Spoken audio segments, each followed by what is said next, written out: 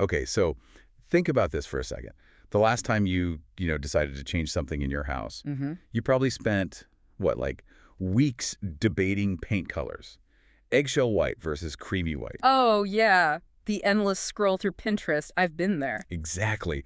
Or you measured your living room 3 times for that new sofa. Yeah. We get so obsessed with the stuff we can see and I touch. do. We focus on the aesthetic layer, the interface of the home. Right, but here's the irony, and it's a huge one.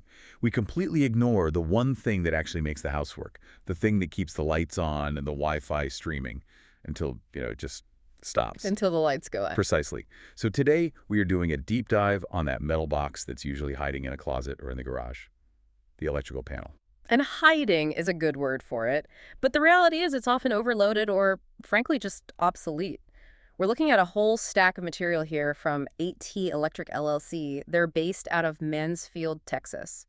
And they cover everything, from basic panel upgrades to, like, the danger of hanging a chandelier the wrong way. They do.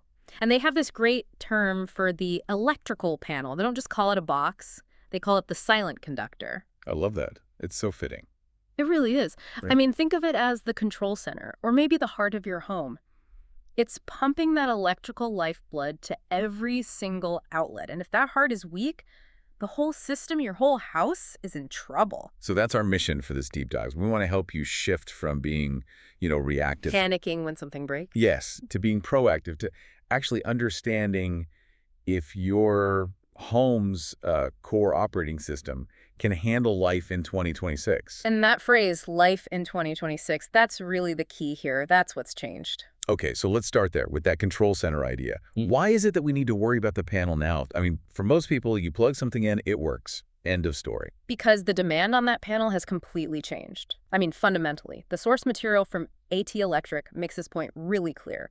Homes today use so much more electricity than they did even 20 years ago. It's not just that we have more stuff, right? It's not just more, it's the type of stuff. Think about 1990. You had a TV, a fridge, maybe one big desktop computer. Yeah. Now you've got smart home devices that are on 24/7. You've got air fryers, multiple laptops, and the huge one is the electric vehicle. Charging an EV is asking your home's grid to do something it was never, ever designed for. So you're basically asking the marathon runner to suddenly sprint. With a huge backpack on, yeah. The system just wasn't built for that kind of sustained, heavy load. It's like trying to play a modern video game on a computer from 1995. It's just, it's gonna crash. Okay, and there's one really big specific red flag that the sources mentioned. Oh, yeah, the fuse box. Right, the old glass ones you have to screw in and out. If you still have one of those, instead of modern circuit breakers, the source is blunt. They say an upgrade is long overdue. I mean, that's archaic technology. It's not just inconvenient, it's a safety hazard. And a lot of insurance companies won't even cover a house with one anymore, will they? Many won't. No, the fire risk is just statistically so much higher. Okay, but let's say you have breakers. You're not living in the 1950s. There's another sign they mentioned that I think I'm definitely guilty of. The power strip problem. Ah, the octopus behind the entertainment center. I feel personally attacked by this source material. I think I have a power strip plugged into another power strip in my office right now. Well, you're not alone. But think about what that really means. You're taking one outlet designed for a certain load and forcing it to power, what, 6, 7, 10 different devices? So it's not just messy, it's a symptom. It's a huge symptom. It's a sign that your home's infrastructure just isn't meeting your needs. And it's unsafe. All those connection points generate heat, and that's a serious fire risk. It means your panel just can't keep up. All right, so that's a behavioral clue. What about the house itself? The sources had this sensory checklist. It's like the house is trying to talk to you. It is. You just have to know how to listen. So let's start with the visual signs. Flickering or dimming lights. Right. You turn on the vacuum cleaner and the lights in the living room just dip for a second. Exactly. That's not a ghost. That's a voltage drop.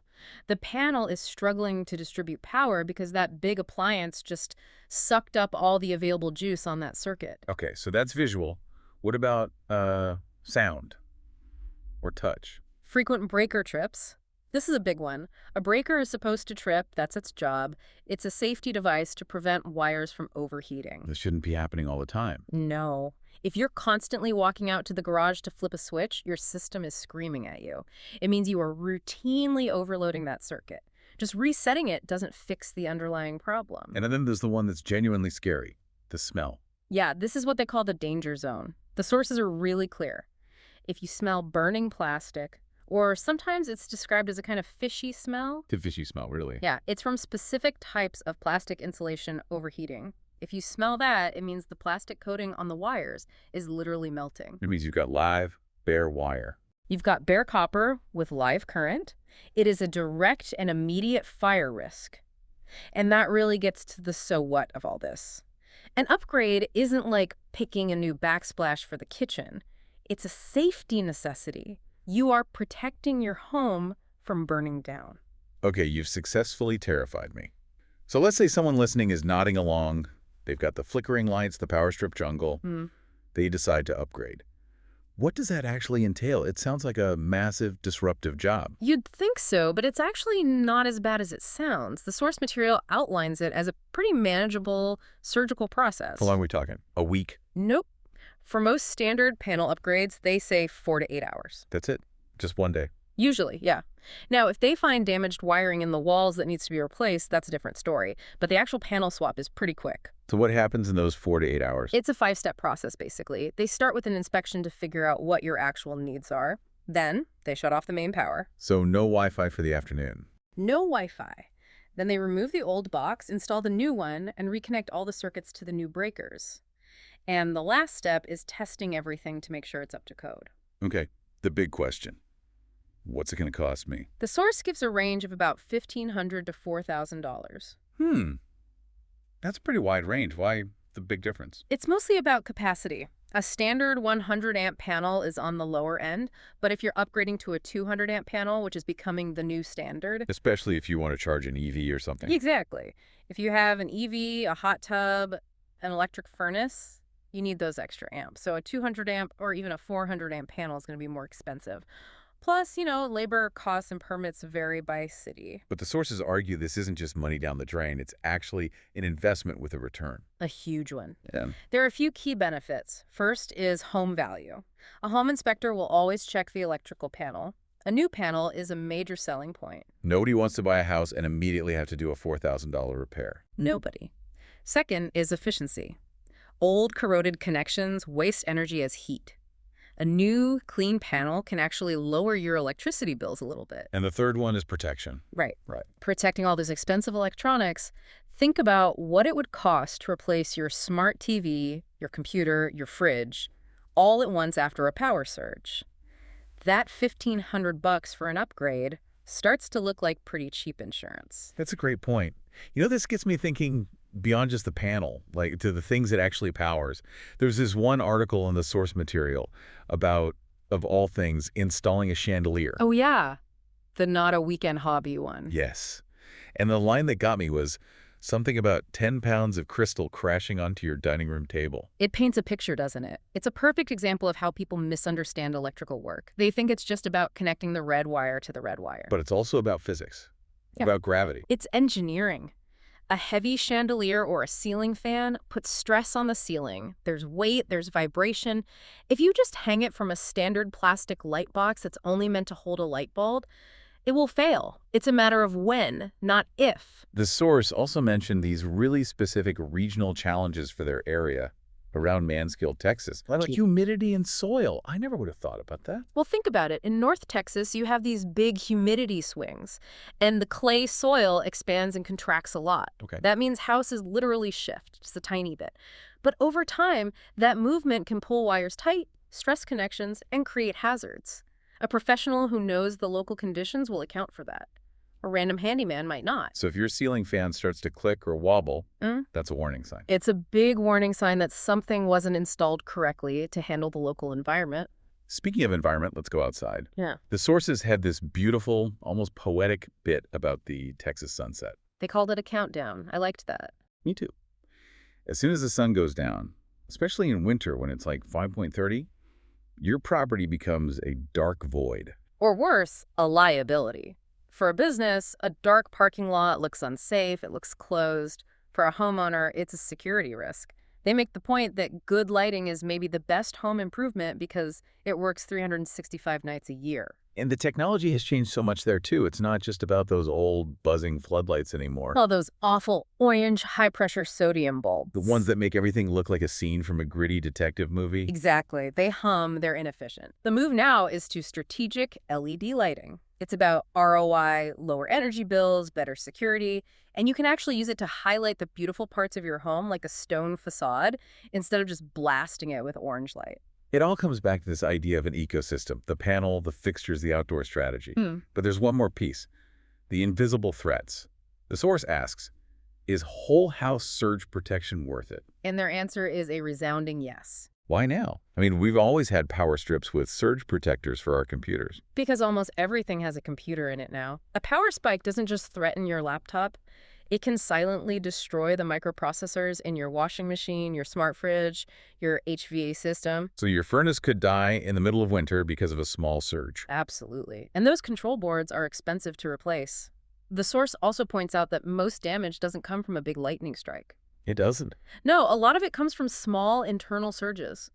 Every time your own air conditioner kicks on, it can send a mini jolt back through the lines. So the call is coming from inside the house. It is. And these little jolts degrade your electronics over time. It's death by 1,000 cuts. A whole house protector stops that at the panel. So it's like a bouncer for your whole electrical system. That's a perfect analogy. It keeps the trouble out before it can get inside and damage anything. I love that. Okay, before we wrap, one last thing. There was a quick mention of recessed lighting. This connects back to the whole idea of modernizing, right? Yeah, they called it removing visual noise, getting rid of bulky floor lamps and old track lighting. Recessed, or can lights, just make a space feel cleaner and bigger. But again, it's a job for a pro. You're cutting into your ceiling. Which brings us to the final big idea here, what they call the inspection mandate. This goes right back to the silent conductor idea. Because we can't see the electricity, we just assume it's okay. A proactive inspection is the only way to find those hidden problems behind the walls before they become, well, catastrophic. It's a checkup for your house's heart and nervous system. Exactly. We take our cars for an oil change, go to the doctor, but we assume the wiring in our walls is immortal. It's not. It degrades, connections loosen. So when you put it all together, what's the big takeaway from all this? That electricity is serious business. It's high-stakes engineering. It's not a weekend DIY project, whether we're talking about the main panel or just hanging a light fixture. Yeah, the weekend warrior thing seems incredibly risky here. It is. You need someone licensed who understands the codes, the physics, and the local conditions. And the sources had a great rule of thumb for this. The 20-year rule. The 20-year rule. If your home is over 20 years old, its electrical system is probably struggling to keep up with modern life. Think about that. A 20-year-old house was built before the iPhone even existed. Before streaming was a thing, before EVs were common, its entire nervous system was designed for a totally different world. That really puts it in perspective. It does, and that brings me to the thought I want to leave you with. We're all obsessed with upgrades, right? You upgrade your phone every couple of years so it can run the new apps. But the house just stays the same. We expect our homes to handle 2026 technology using infrastructure from the 1990s. We're running a brand new, power-hungry operating system on hardware that was never designed for it. So the real question is your home's operating system actually crashing right now, silently, without you even knowing it? A terrifying but necessary question. Go check your panels, everyone. Thanks for listening to this deep dive. Stay safe.